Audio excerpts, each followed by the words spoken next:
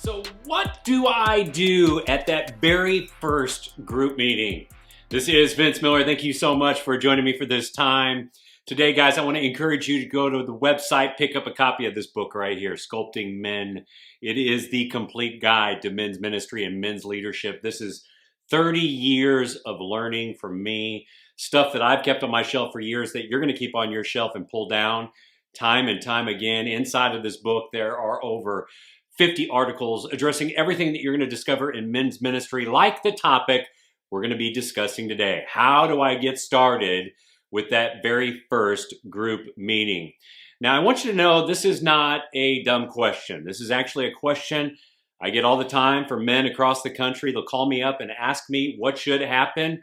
And the simple reason why they ask this question is because we overthink the very first meeting. So today I'm going to outline the first meeting so that you can be incredibly successful at this first meeting in 5 steps if you will just do these 5 things in this order. And there's more details inside of the book right here, page 215, that'll give you some tips and tricks. So you do need to pick it up. But today I'm going to briefly overview these 5 steps in order by which you should do them. Here they are. Number 1, first, you need to pick up food or snacks and arrive 10 minutes early. Not rocket science, I know, but it is absolutely critical. You don't know how many men I've encountered before who at a very first meeting show up late. That is weird and awkward, by the way, for everybody involved, because you need to be there early. You need to get there early, kind of set up the room the way you want it to look, and you need to bring food or snacks. And here's why.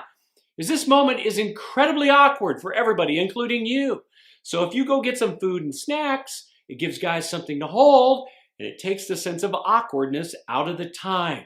In fact, if you get a little bit creative with it, it gives them all kinds of fun conversation, things to talk about, so they can actually get over the awkwardness of the time. For example, if you're a hunter and you just killed a deer, wouldn't it be interesting if you brought venison jerky to that first meeting? That would give these guys all kinds of things to talk about for a little while we're trying to push over that sense of awkwardness. Number two, you need to introduce the men as they arrive.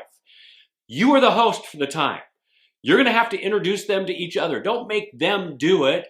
You take control of the time and introduce them to one another. This means you're probably going to start a little bit late. I understand that. You're not going to do this on meeting 2, by the way. But in meeting 1, you're going to start a little bit late because you're introducing them to each other. Because guess what? There's probably not going to be a guy in your group unless it's you being the extroverted person that kind of does this naturally. You need to do it, and they want you to do it.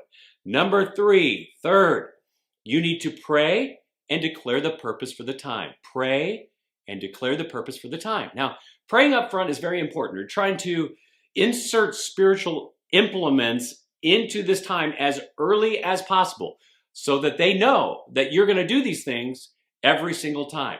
I would pray at the very top of the time, not for a long time, just a short prayer, and then tell them where you're going with the time. Men forget this all the time. You need to cast vision every time you attend this group meeting with these guys. So tell them what you're going to do. Tell them what you're going to do for a few weeks, in fact.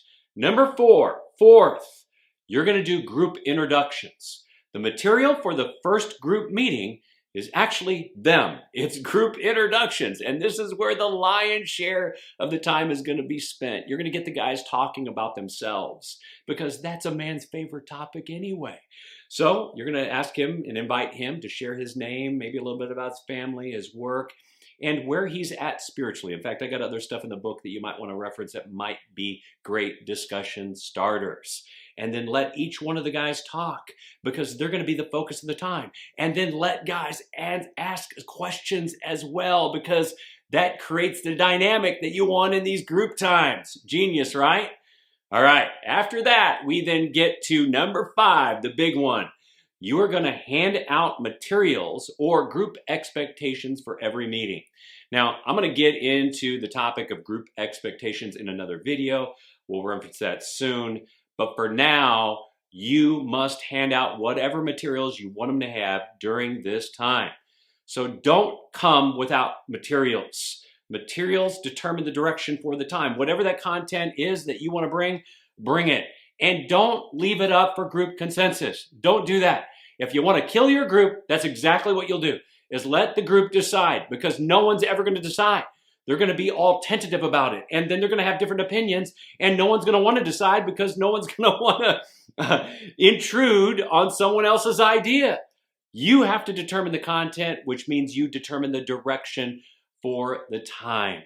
Okay, got it? 5 simple steps, 5 simple things that you should do in that first meeting. If you do these 5 things, all 5 of them, in the order I suggest, by the time commitments I've set out in the book, your group will be successful, because the goal of the time is for them to build relationships. You set expectations, determine the direction for the group, insert some spiritual implements into that time, and fellas, you will be successful every single time. I love you guys. I hope this blessed you. If it has, I'll see you right back here again next time.